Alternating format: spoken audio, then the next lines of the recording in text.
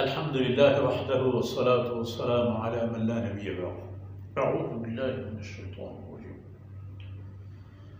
ذلك جزاء أعداء الله النار لهم فيها دار الخلد جزاء بما كانوا بآياتنا يجحدون. وقال الذين كفروا ربنا أرنا الذين أضلانا من الجن والإنس نجعلهما تحت أقدامنا ليكونا من الأسفلين.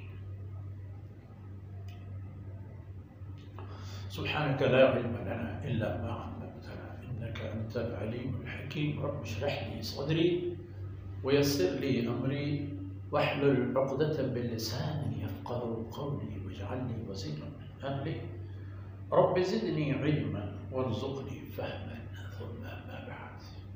گران قدر بھائیو بہنوں، بہت پیارے بچوں، فرمایا تھا پچھلی آیت میں دیکھ لی ہم نے، فَلَنُذِيقَنَّ الَّذِينَ كَفَرُوا عَذَابًا شَدِيدًا، دنیا میں ہم کفار کو ایک سخت عذاب مسلط فرما دیں گے، چھت لیں گے، سخت ترین عذاب کا ذائقہ، شکستوں کی صورت میں، جان و مال ضائع ہونے کی صورت میں، انواع و اقسام کی آفتوں کی نازل ہونے کی صورت میں، ایک کورونا آ کے ان کا پورا ستیہ ناس کر دیتا ہے، شمال سے جنوب، مشرق سے مغرب، سارا بھیا جام ہوتا ہے. کیا ہے یہ سب کچھ؟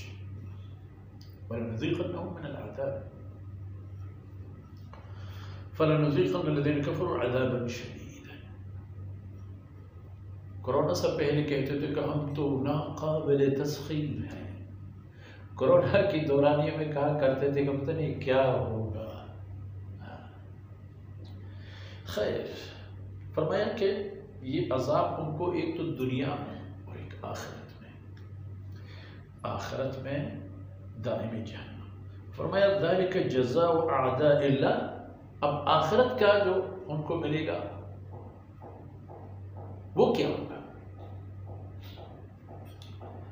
یہی فرماتا ہے کہ جزا اور بدلہ ہے اللہ کے دشمنوں کا، یہی بدلہ جہنم کی آگ.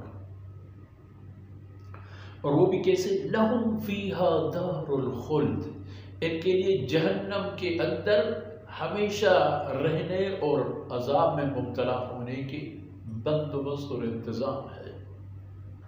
ان کے لیے تیار ہے دائمی جہنمی ہونے اور جہنم میں رہنے، سہنے، ذلیل ہونے کے فیصلے اور مواقع. اور یہ سب کچھ کیوں؟ جزاء بما كانوا بآياتنا يجحدون. یہ مفت میں نہیں ملے، یہ عذاب مفت میں نہیں ملی ہے.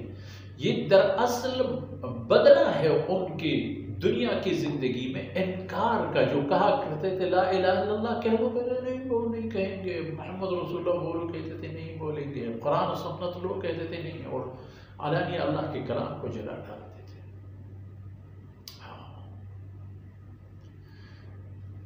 یہ انکار ہے. اور اب بتا دو لگے ہاتھوں کہ جس بدبخت نے چند دن پہلے سویڈن میں اللہ کے کلام کی توہین کی تھی، وہ دراصل عراقی ایک خونخوار شیعہ انسان تھا، اور ہے تو خیر انشاءاللہ اس کو اس کی کیے درے کی اس کو قیمت مل جائے گی. دیر یا سویر کی بات ہے، مگر ایسے تھوڑی ہو جائے گا. تو یہ آدمی وہاں پناہ لینے کی غرض چلا گیا، اور اس نے دیکھا کہ میں کوئی ایسے کارنامہ انجام دوں کہ جہاں میرا نام آئے اور میرا مقام بڑھے. کہ ویسے بھی اس کا کوئی ایمان نہیں تھا، اور یہ بھی یہاں سے اگرچہ بہت خون خرابے کر کے چلا گیا تھا، لیکن وہاں وہ اپنے لیے مقام بنانا چاہتا تھا. تو اس نے یہی اختیار. یہ اللہ کے کلام کا انکار ہے. جزاء بما كانوا بآياتنا يجحدون.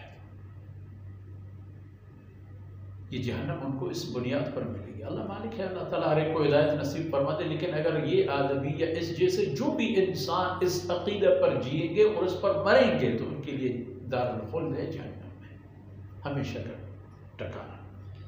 اور جہنم میں پہنچنے کے بعد قال الذین کفروا، جو کفار ہوں گے وہ جہنم میں پہنچنے کے بعد فریاد کریں گے، ربنا، اے ہمارے پروردگار، ارنا الذین اضلانا، ان دو طبقات کو ہمیں دکھا دیجئے جنہوں نے دنیا میں ہمیں گمراہ کر دی، ہمارے لیے ہدایت کے دروازہ بند ہونے اور گمراہی کے اسباب و عوامل پیدا ہونے کے ذریعے تھے۔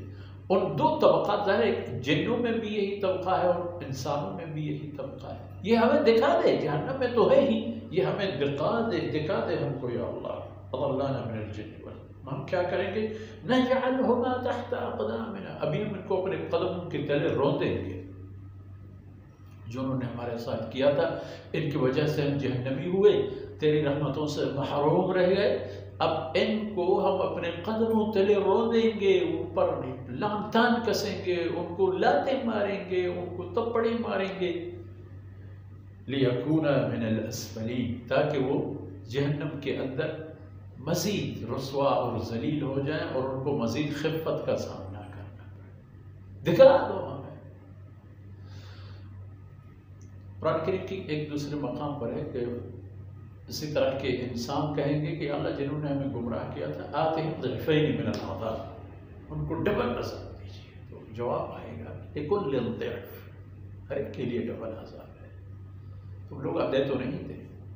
حضرات صحابہ کرام کو دیکھ لیجئے، ان کے بہت سارے لوگ ایسے تھے کہ ان کے آباء و اجداد جناب رسول اللہ صلی اللہ علیہ وسلم کے خلاف لڑتے لڑتے جہنم رسید ہو گئے، مگر اولاد نے ان کا راستہ چھوڑ دی۔ ایک اکرمہ ابن ابی جہل کو دیکھ لیں، اللہ کا یہ شیر جب اپنے آباء و اجداد کے طریقے سے منحرف ہو کر اسلام میں آیا تو کارنامے جا کر دیکھ لیجئے کہ انہوں نے کیا کیا، اور اس طرح ایک نہیں ہزار۔ عمرو بن العاص کس کے گھرانے سے؟ یہ عاص بن وائل کے بیٹے، رسول اللہ صلی اللہ علیہ وسلم کے سب سے بڑے دشمن، آپ کی اہانت کا کوئی موقع ہاتھ، طنز اور اہانت کا کوئی موقع ہاتھ سے نہ جانے دینے والا، کئی عرصے تک خود بنفس نفیس حضرت صلی اللہ علیہ وسلم کے خلاف لڑائی لڑنے والا، مگر اسلام کے بعد کیا کیا عمرو بن العاص نے؟ کم ترین فرصت میں ہی حضرت خالد بن ولید جیسے یہی اکرمہ ابن ابی جہل، کم ترین فرصت میں حضرت صلی اللہ علیہ وسلم کی اعتماد انہوں نے اس انداز میں حاصل کی کہ آپ صلی اللہ علیہ وسلم نے ان کو بالکل اگلے صف میں جگہ دی۔ یہ ہے کہ انسان اگر نیکی کا راستہ چھوڑے اور یہ گئے کہ باپ بیٹے اور قدیم رسومات کی بنیاد پر ہماری تہذیب یہی تھی، لہٰذا ہم ہدایت کی طرف نہیں گمراہی کی طرف جائیں گے، تو وَلِكُلِّ ضِعْفٍ میں وہ بھی آئیں گے، ڈبل عذاب ان کو بھی ملے گا، ان کو نہیں جنہوں نے بنیاد رکھ دی تھی۔ اس لیے ہر انسان اپنا ذمہ دار خود ہے میرے بھائیو، عقل و فکر و شعور جو اللہ رب العزت نے دی ہے اس مقصد کے لیے دی ہے، اس کو صحیح استعمال کی جائے۔ وصلی اللہ علی نبینا محمد وعلی آلہ وصحبہ۔